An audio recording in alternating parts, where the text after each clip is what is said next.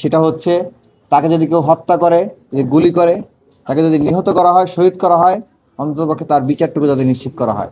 কিন্তু অত্যন্ত দুঃখজনক হলেও সত্য যে হত্যাকাণ্ডের প্রায় 15-16 দিন অতিবাহিত হয়ে গিয়েছে ইতিমধ্যেই, কিন্তু এখন পর্যন্ত হত্যাকারীদের গ্রেপ্তার, যে গুলি চালিয়েছে, গুলি চালানোর পিছনে যে ইস্টাবলিশমেন্ট কাজ করেছে, তাদেরকে গ্রেপ্তার করা এবং তাদেরকে বিচারের মুখোমুখি করার ব্যাপারে কোনো পদক্ষেপ গ্রহণ করা হয় না। আমরা গভর্নমেন্টের কাছে আহ্বান জানাবো যে আপনারা কাল বিলম্ব না করে এর সাথে যারা যারা জড়িত আছে প্রত্যেককে বিচারের মুখোমুখি করুন এবং আইনের আওতায় নিয়ে আসুন।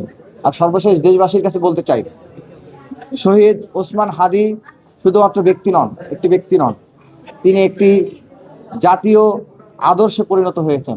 তার যে চিন্তাগুলো, তার যে কথাগুলো, তিনি বাংলাদেশের সমগ্র মুক্তিকামী মানুষ তো বটেই, বিশ্বের সকল মুক্তিকামী মানুষের পক্ষে তিনি কথা বলে গিয়েছেন এবং মুক্তিকামী মানুষের পথ নির্দেশনা কি হবে তা তিনি তার বক্তব্যের মাধ্যমে স্পষ্ট করে গিয়েছেন। ওসমান হাদির লড়াই বাংলাদেশে কালচারাল ফ্যাসিজম মুক্ত করার লড়াই।